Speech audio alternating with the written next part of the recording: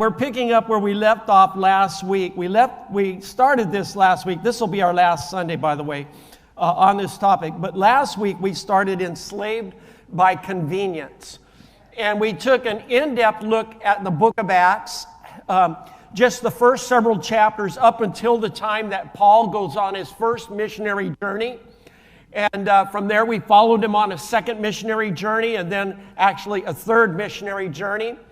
And my goal last week was to drive home the point that we here in our Western culture, Christian Western culture, we are absolutely spoiled rotten.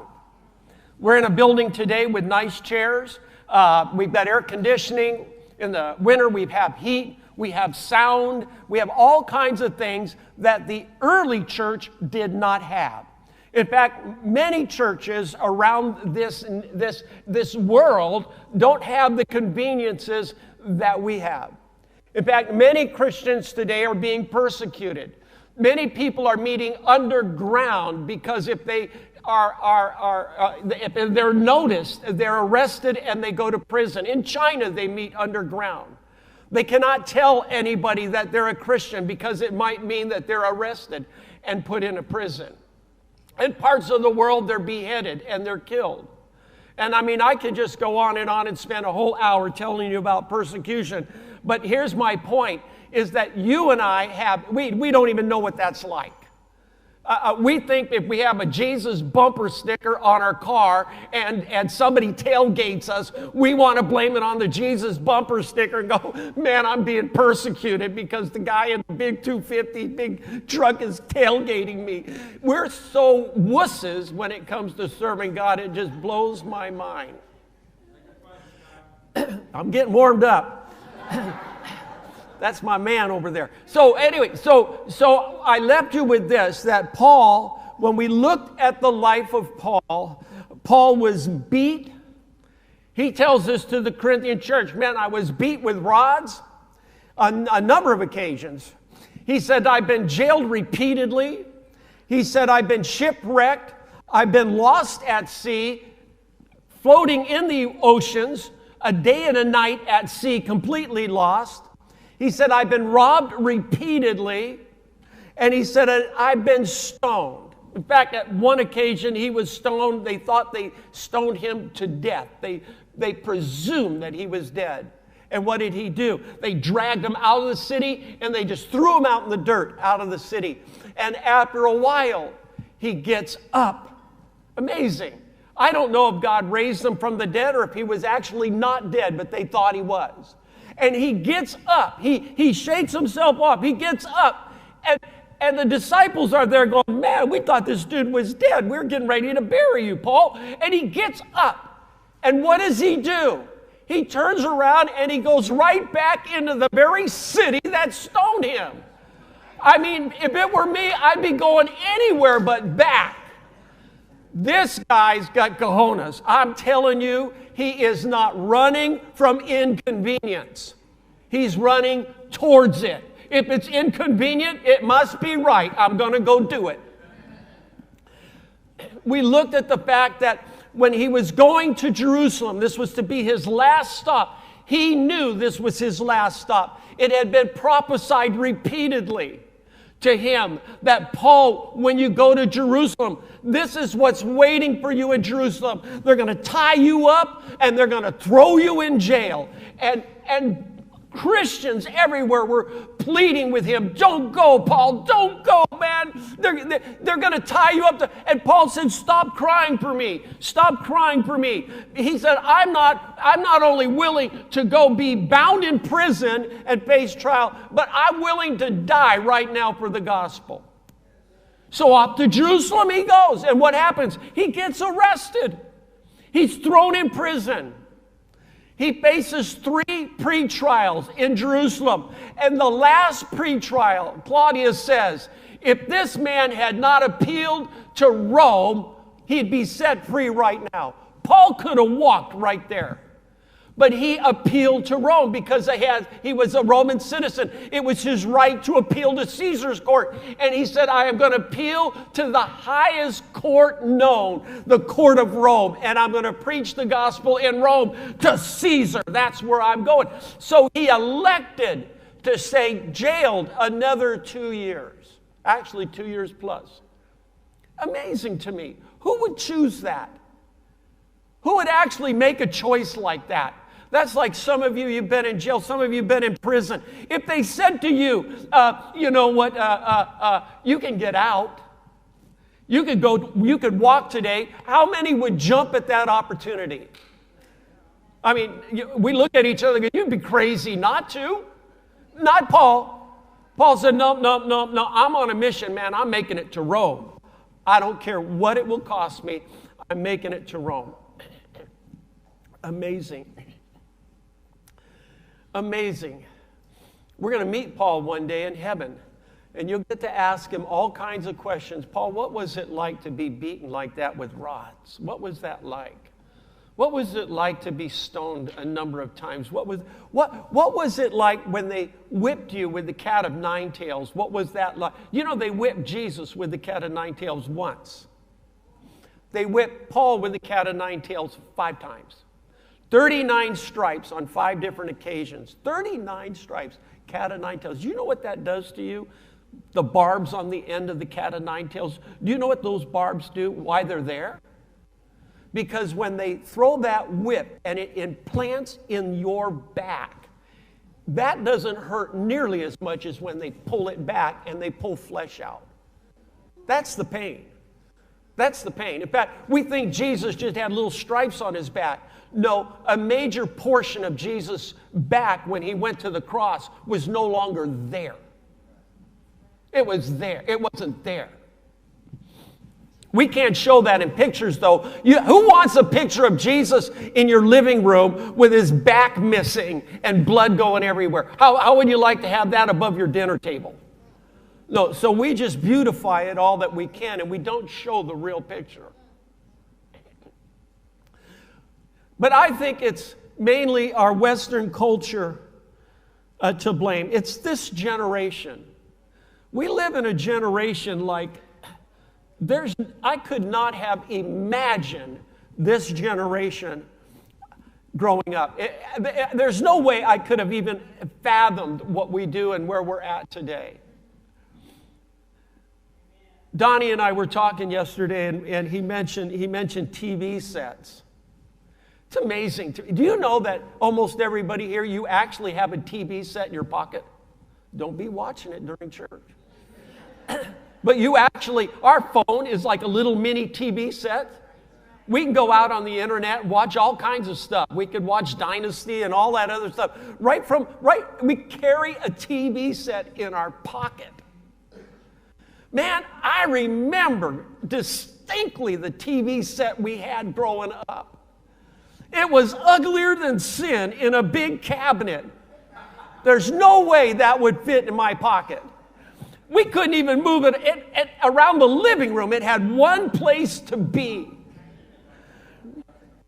And I remember, I just vividly remember that when you went to turn the TV on, there was no remote control.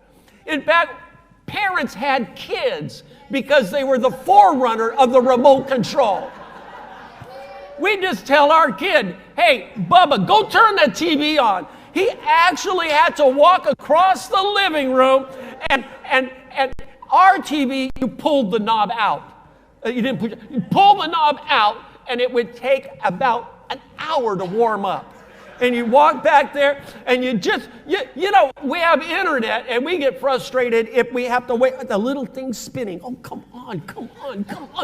We just sit there and wait. And then all of a sudden it would go bloop, and it would start to appear, and it would come on. And when you wanted to turn the channel, guess what? Your human remote control had to go up and all the way over. And we only had 3 or 4 channels, so there wasn't much. It was either Gunsmoke, I Love Lucy, or Leave It to Beaver. So you turn the channel, and you go back. You walk all the way back, sit down, And for those, like my family, we could not afford an antenna on the roof, so we had rabbit ears. And we'd put foil on the rabbit ears to get better reception. And if the reception wasn't really good, guess what? My human remote control would have to walk all the way over again, and he would adjust it. Dad, is it okay now? Dad, is it okay? Dad. And we finally get it to the one spot. Don't breathe. Don't move. Walk back carefully. You don't want to make the floor shake. And hopefully you can watch your show. That was TV sets in my day. And y'all have one in your pocket. Amazing to me. In fact, you can watch it while you drive if you want. We didn't have that. In fact, we didn't eat in front of the TV set because our house only had one. If you were lucky, your house had one. A lot of houses had none. But if you were lucky, you had one. And then they invented the TV tray. How many remember the old metal TV trays where when you would go to open it up and make it slide across, and if your finger was under there and it got caught in there and it would,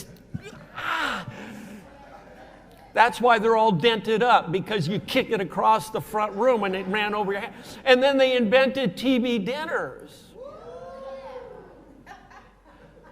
And people actually realized that they could eat in front of the TV set, and families no longer ate at the dinner table or the kitchen table where all families got together and had their meals. People ate together as a family. Do you remember on the TV set at 10 o'clock? How many remember what happened at 10 o'clock? There was an announcement at 10 o'clock, and a voice said, "It is 10 o'clock. Parents, do you know where your children are?" Do you remember that? Yeah, you're old. Do you remember where do you know where your children? They actually had to remind parents, you do have kids. You realize you have children. That little remote control guy probably left. Do you know where they're at? They had to remind children. And what happened at 12? There was a little Indian guy that came on the screen, and it would go doo all night long until the morning. And you'd have to wait till about 8 o'clock for programming to begin again. Most people today don't even cook. No, we don't even cook. Convenience. Or we buy stuff that we just throw in the microwave. Or better yet, we just call Domino's and then go get DoorDash to go get it and bring it. We are so lazy, we can't even go pick the pizza up ourselves. I mean, not only do we not cook the pizza, in fact, if they found a way so that your iPhone could read your mind and order the pizza so you didn't even have to call them, they would do it. We make a phone call, and we can't even get and drive down the block to pick it up. We go, let's get DoorDash to deliver it to our front door. That's how lazy we are. Striving for convenience. I mean, I could go on. I could tell you about the microwave and how that came about and the invention, how it introduced in the United States. Do you know that when they let it, a sneak preview of it in the United States, that people started to buy it uncontrollably? They didn't even get to test the safety factor of it. In fact, they couldn't because half of the United States had already bought one. You know, there are other countries that do not allow a microwave in the country. But the United States, because of convenience, allowed the American public to make a run on microwaves as soon as they hit the store. Make a run on microwave. They haven't even tested it to see if they were safe. And as a result, introduce something into our lifestyle that is not safe.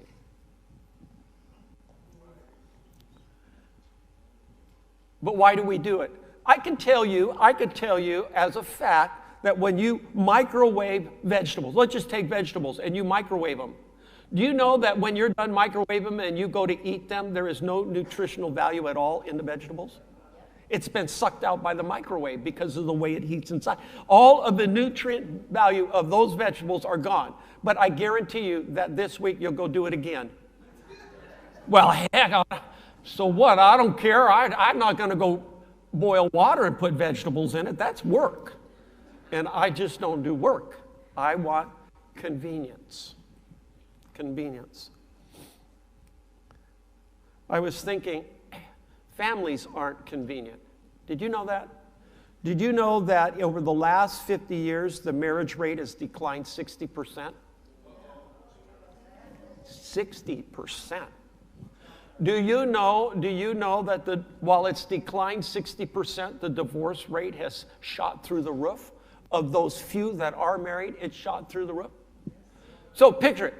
The last 50 years, marriage has declined by 60%, and the divorce rate has gone up. Why do you think that is? Marriage is a lot of work. Can I tell you, marriage is not convenient. Just ask Deborah. It is not convenient. It has its moments of convenience, but for the most part, marriage is me doing something to please you that I don't want to do. It means that I've got to bend my will to your will, and I don't want to do it. Quite honestly, if I was single, I'd do whatever the heck I want to do with whoever I wanted to do it with. But no. You got to go get a cup of coffee at Pete's on the way. No, you got to make me stop. No, and you can't get out of the car and get it. I got to go order it and wait there. Well, I'm going to call DoorDash and have them bring it to my car in the parking lot. It's not convenient. Ask yourself at 2 in the morning, where'd the covers go? Where'd all the covers go? I'm freezing, and she's over there in a big ball of covers, and I'm sitting over here freezing. And when I go to take a little piece, she yanks it, and then said, "What are you doing?" It's never convenient. Kids aren't convenient. They're cute and they're a blessing, but they're a pain in the butt. You got to raise those little runts until they get to be teens, and then they're maniacs. They don't bless you back until they're adults. And sometimes they don't even bless you back when they're adults. They're a lot of work. That's why we have abortion. People don't want the child inconveniencing them. So rather than this little baby that I've got to diaper and clean and bathe and hold and burp and breastfeed and all of that, rather than, and then I've got to take them up through school and kindergarten, first, second grade. I've got to guard them from the world and all of that contamination. I've got to fend for them. I've got to clothe for them. That means some of my money's going out to them. And I got to buy them school supplies and all of that. That's 20 years of inconvenience. And I'm not to be inconvenient in any way. If it's not convenient, I'm just going to kill it.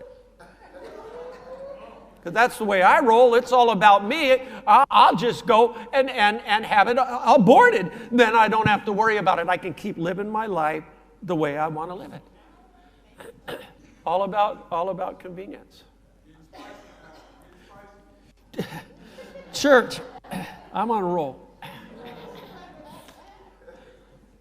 We've gone through a season in church that church is inconvenient. Did you know that? I never thought I would see the day. Now, don't get me wrong. I love our online audience.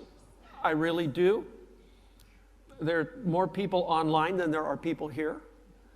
And I love our online audience. The online came about because of the pandemic, where people felt they couldn't meet in person.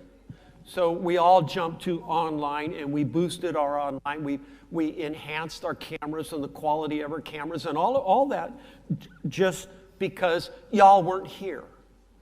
Okay? And it's kind of hard to have church when there is nobody sitting here. Y'all were online. Okay, but people realized how convenient it was to be online. And when pandemic went away and everybody returned, do you know that churches across America has lost probably on an average of 50% plus of their audience? They've never come back.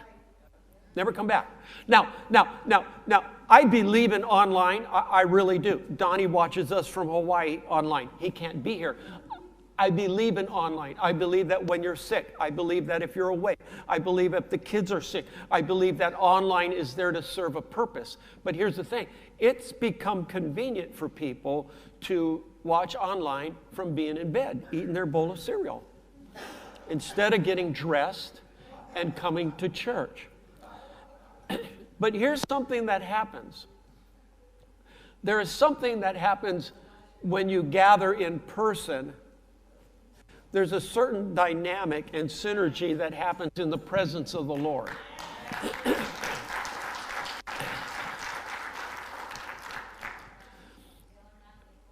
There's something that happens in building relationships. We have lunch every Sunday in the cafe. Why do we do that? Do we do that because we know that you're hungry and you have nothing? If we don't give you lunch, you won't eat lunch? Do we do that? No. Although there have been a few that have told me that's why anyway. We do that because it builds relationship. There's the early church, the Bible said in Acts 2:42 that they came together for the apostles' teaching and for prayer and for fellowship, and it usually centered around a meal. Because when you're having a meal, there's something that happens that you just kind of let down your guard, right? I mean, if I talk to you one-on-one in my office, you're going to have your guard up. But if we sit down and eat some spaghetti and you dribble it all down your shirt, all of a sudden you're no longer trying to be somebody else. You're just a mess. And we admit we're each messes and we have a good time and we laugh together and we have spaghetti. Okay, that's the purpose of our lunch, to be like the early church. There's something that happens and you walk away knowing that you are in the presence of God and in the presence with people who love God. There's something that happens. There's a dynamic that happens that is unexplainable. Now, I'm not saying that God can't touch you while you're watching online. I'm not saying that. God does. God touches people online. God heals people online. But there is that one missing component, and that's being with other and fellow believers and doing something in unity, and that's worship. That is missing. And you become robbed of it. So in many ways, the pandemic and what it did and caused churches to go online was good. But in some ways, it was bad. It was bad. And a lot of believers, without that fellowship and that strength of other people, just will have a hard time walking this walk. You know, it's hard to walk this walk alone. You got to walk it with other people.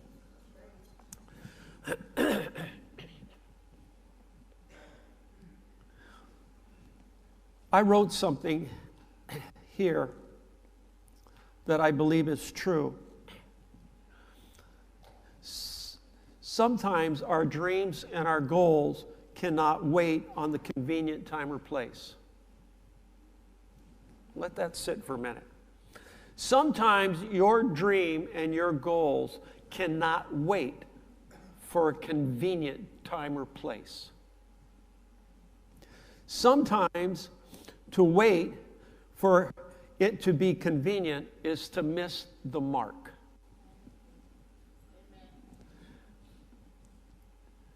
God doesn't work just within the parameters of convenience. We would like to make everything like that, but that's not God. In fact, sometimes God works in inconvenience more than he works in convenience. Yeah.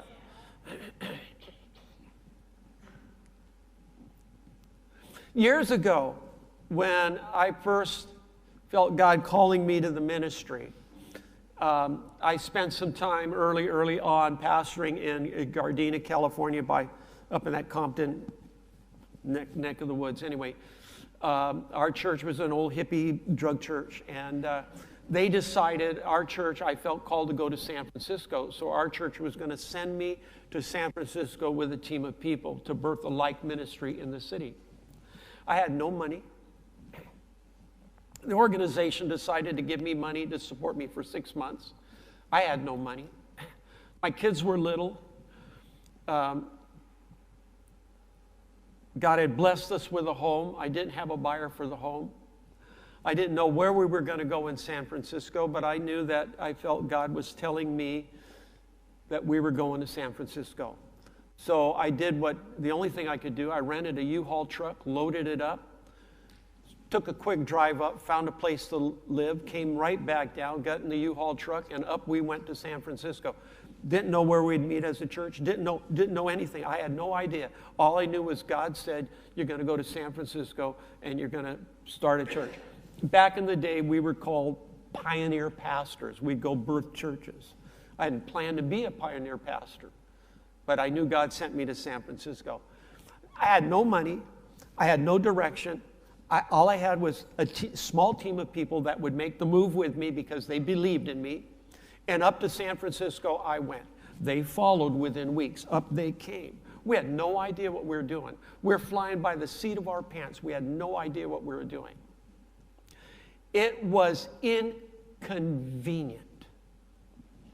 If I had waited for all the money to be in place, and I had done the projections, and I knew the money it would take to rent a building, and I knew the money it would take to support me and my family, and I knew what it was going to take to get a location and a house. If I had done all the calculations, and I'm not saying to be stupid, read between the lines, but if I had made the move and it was predicated on everything to be in place, I'd still be sitting in LA waiting on God. Sometimes when God gives you a vision or a dream, sometimes you got to just step out and embrace inconvenience, embrace it, and say, I will be inconvenienced. I'm embracing it to do the will of God. It may cost me, it may hurt me, it may come with some bruises and some beatings, but by God, I'm going to do it and get it done. We live in a church society today that everybody waits for it to be convenient. Ask somebody to volunteer to do something. Well, I don't know, Pastor. It's not convenient to my schedule. It's not convenient to my lifestyle. It's not convenient to what I want to do. I mean, after all, when do believers ever become inconvenienced? It seems to me that we're serving God for a greater good, a bigger purpose to reach a community. Do you know that when we came to Fairfield, it was the most inconvenient thing I did in my entire life? Man, you talk about costing and hurting. You talk about getting bruised up and beaten up. You talk about getting talked about, talked against. You talked about reputation. It all came our way, and we were broker than broke. Pastor friends said, cut and run. Leave. You got other opportunities. Just leave. Well, why are you there, Scott? Why are you there? Church can't even pay the electricity. Why are you there? Because God had asked me to come. And it wasn't based on being convenient. It wasn't based on being easy. It wasn't based on having all the ducks in a row and everything working out. It was based on we're going because God said to go. And like Paul, if we're beaten, if we're stoned, if I'm shipwrecked, if I get lost in sea, if all of that happens, so be it. But I'm going to get the job done until I die. We've lost that today. We absolutely lost that. People in their relationship with God can't even have a relationship with God unless it's convenient. That just blows my mind. What God has a relationship with you on your terms? You dictate the relationship? Since when? It seemed to me, if I read my Bible right, John said, "For God so loved the world that he gave his only begotten Son." It wasn't convenient for him. He gave his only begotten Son. That was not convenient. He gave the most precious, valuable gift he could. That whosoever believes in him should not perish but have everlasting life. It doesn't get easier than that. Whosoever believes in him inherits everlasting life. And then with that comes a whole laundry list of promises. He will clean you up. He will clean your messed up head up. If you're a drug addict, he will get you straight and get you thinking straight. If you're a career criminal, well, you can leave that career behind because he's going to change you and make you somebody that is honest, with integrity and responsibility and a good income. You'll own a company one day. You're going to go someplace. How do you deny that? For God so loved, he gave. It wasn't convenient to give, but he gave that whosoever would believe on Jesus is saved. And with that, everything else that goes with it. And we're going to sit back and say, well, I just don't know. It's not very convenient. Well, God, I don't have much time for you today. You don't understand, God. I don't have time to pray. I don't have time to spend with you. I don't have time to get in your word. What would happen if God said, well, you know what? I shouldn't have had time for you either. But I made time for you. I made time for you. But I shouldn't have time for you either. What would you do with that? What do you mean not have time for me? Because it's all about me.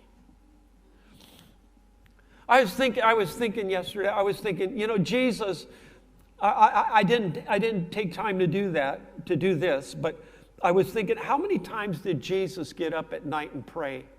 And then how many times, sleepless nights, did he pray all night? I'm going to, this next week, just for my own benefit, I'm going to count the times. But Jesus gave up sleep at night. When was the last time you did that? When was the last time that in your pursuit of God, you felt like, you know what, I'm having a hard time sleeping. I'm just going to get up and spend this time with the Lord. Rather than wrestle the pillow, I'll make it valuable time by spending it with the Lord. I'll make it profitable time by doing that. When was the last time you did that? Some people would say, I've never done that. I've never done that. Here's the thing. Here's the thing. When you're in relationship with somebody and you love somebody and you start dating, you do crazy stuff to be with them. You get kind of insane in a whole lot of ways. You do stupid stuff, in my opinion. I mean, you'll text them all hours of the day. How you doing? Just thinking about you. I'm at the red light, and I don't know, the red light reminded me of you, and I thought I'd check in and say hi, how you doing? And then you call them at night, getting ready to go to bed. Yeah, I wanted to say good night. Kiss, kiss. I'm going to have dreams of you. Right? And then you make up all kinds of excuses to be with them. They live 2 hours away from you. But you know that she's going to be at Safeway after work to buy groceries. And you drive 2 hours just by chance to be in the same Safeway. Oh, fancy meeting you here. I didn't know you shopped here. Oh, wow. I just came for a few items, but, can we kind of go cart to cart down the aisle? Oh, let me pick that out for you. We do crazy stuff. Because we're in love. We got to be with the person all the time. Get up and work and drive 4 hours just to go have a hamburger at McDonald's and drive 4 hours back. Don't laugh. You all have done it. You all have done it and been there, because something happens inside here that goofs up this, right? Let me read to you, and I'm going to close with this. Let me read to you Psalm 63, verse 1 through verse 7. Relationship with God is not convenient. It's not meant to be convenient. It's not meant to be when you choose how you want it, on your time frame, all of that. That's not what it's meant to be. God sometimes arrests you right at the most inappropriate, inconvenient time. It's kind of like marriage. Deborah will ask me for something at the most inconvenient time. Amen. Don't deny it. You're in front of God. Don't be lying now. She will. She will.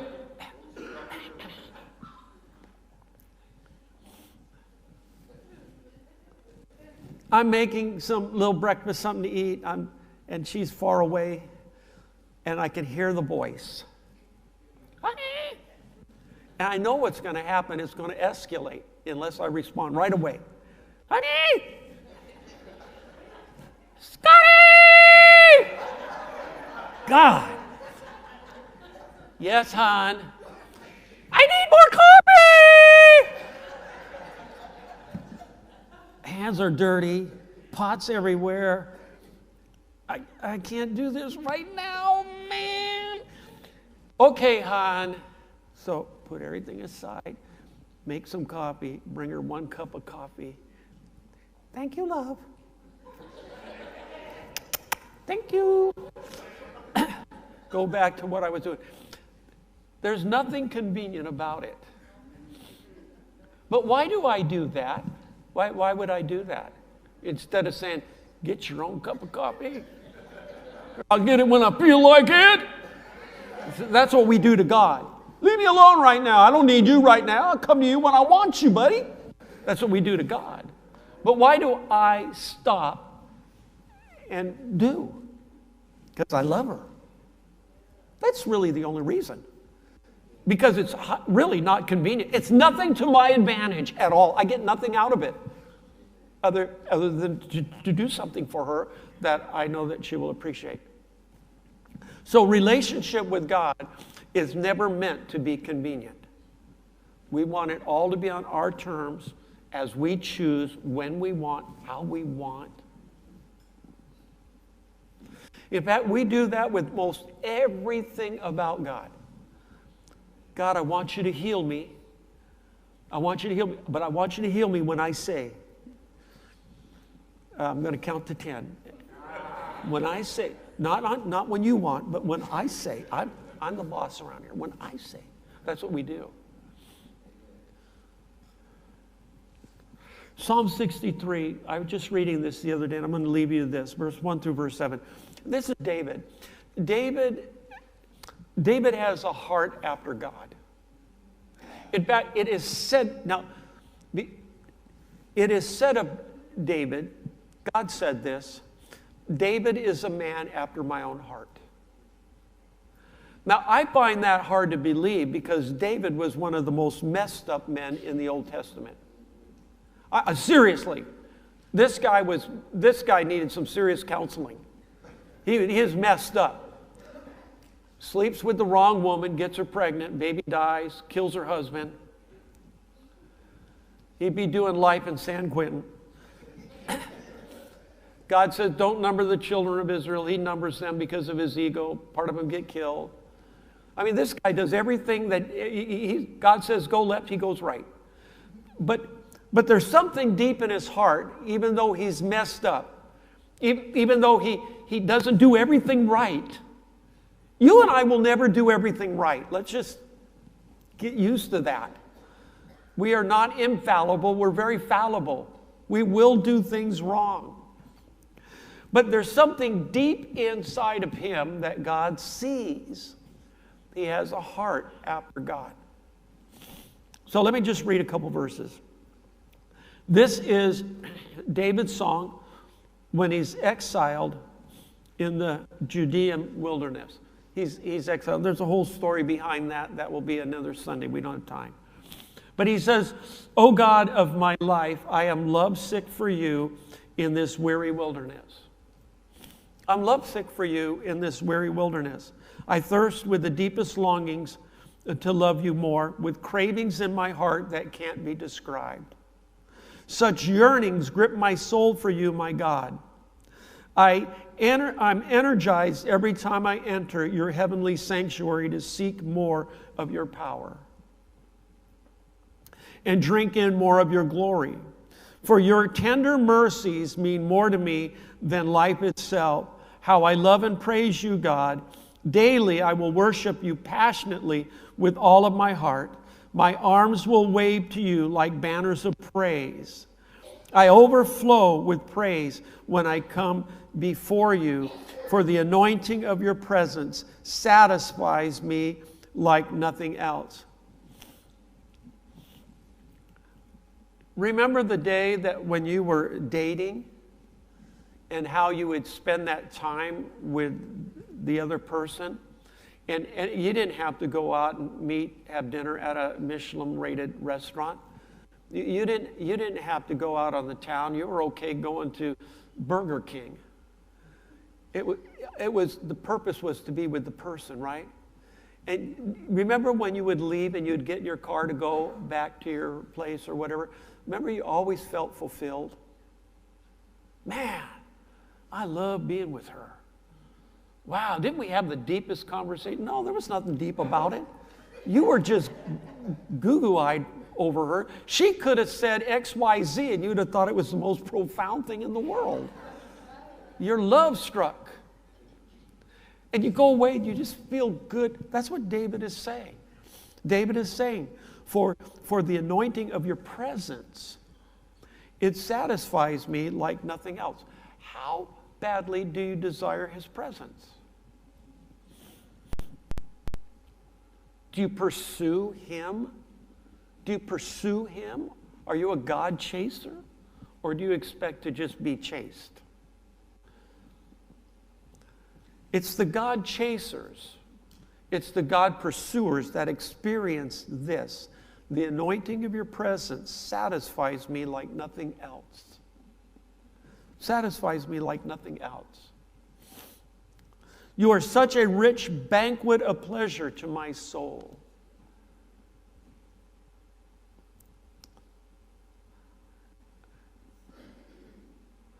I shared the other day, maybe last week, I lose track, but I think I shared. Something's been happening between me and God that I can't tell you why. I don't know why. But I periodically wake up in the middle of the night, just wake up, boom, just I'm up, man. I'm up. I can't even wrestle the pillow and go back to sleep. I'm up. And the other night, 12:30 at night, was one of those nights. I woke up. And when I said, oh, I'm so awake. If I look at the clock, I'll be really depressed because I'm afraid to know how early it really is. I looked at the clock and went, 12:30? Are you kidding me? This is insane. So I do like I normally do. My normal routine is I go down and get a cup of tea and I sit for a minute and just... And as I sat, I just felt God speaking to me. And I felt God say, open your Bible and start reading in I believe it was the Psalms and then in Proverbs. And I did. And that room was filled, I can't explain it, and I don't mean to sound mystical and spooky. I can't explain it, but that room was filled with the very presence of God. And there were some things that I'd been worried about, battling and things like that. And all of a sudden, that presence of God hit me, and it was as though I don't even know what drugs are like, but it was as though I took some drugs. And I felt like I just kind of got high on God. And I just sat back and just said, it's all okay, man. It is so good. Reminds me of the song, it is well with my soul. I think the verses go, when times are hard, the sea is rough, it is well with my soul. That's what happened. And then it was as though 3 o'clock came, 4 o'clock came, and I had spent some time praying. Pray for you all. Y'all are saying, thank God he wakes up early, right? God, keep waking. Anyway, pray for you all. And so about 4 o'clock, it was though I was so just wrapped in peace and comfort, I just did not want to leave. And I said, I actually could go back to sleep now. So I did. I went to go back to sleep. And I laid there for a minute. I was just thinking about God. And I said, you know what? Forget it. I'm staying up. That's a lot better. I got back out of bed. I said, man, I'm staying up. That is a lot better. I'm not giving that up for love, no money right now. I need this. Do you pursue God? See, I could have said, no, forget it. I got to get up in the morning. You don't understand. I need my sleep. But you know what? I felt more energized the next day than I normally do. Go figure. Seems like Jesus, when he prayed all night, didn't miss a beat the next day because God gave us some extra strength.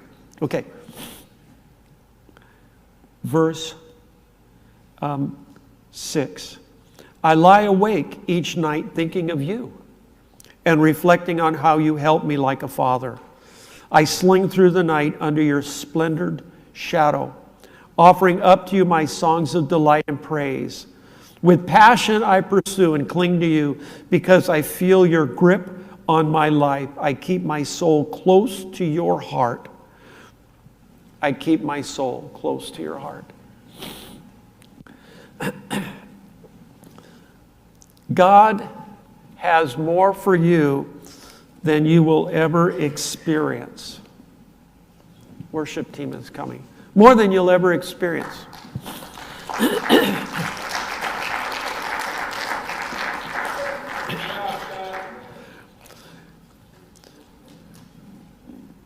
Let me leave you with this. This walk of faith is not convenient in any way, shape, or form. Go ask Paul. Serving God is not convenient. Ministry is never meant to be convenient. Those that go in the ministry think they're going to get an easy ride. You're absolutely crazy. You're nuts. Check out right away. You're doing the wrong thing for God. Because in the ministry, it is about the worst profession you can even pick. It's not even a profession. It's a calling. It is the worst calling. Paul even said that about the ministry. He said, you know what? He said, not only do I get beat up outside, I get beat up over the church, trying to keep you guys and pray for you all the time. I even carry that load. I carry both loads, man. Anyway, it's not convenient. When you make it convenient, something's wrong. It's not convenient. Your relationship with the Lord, your personal relationship with the Lord, is never meant to be convenient. If you're going to be a God chaser, get ready to be inconvenienced. It means sometimes that you spend time with God that you would not have carved out of your day. It means sometimes you go the extra mile to just be alone. And it means reading this book sometimes. And when you're done, you'll realize in the end it was convenient because it touched and blessed you. It means chasing God when you're worried about stuff. and you don't know if you really believe He can do it, but you're going to chase Him anyway. It's never meant to be convenient. Regardless of this culture and how convenient it has become with our little TV in our pocket, our walk with God is to never be like that. God is not something you turn on and off at will. It's something, He is something you chase because He's worthy of being chased. Amen? Amen.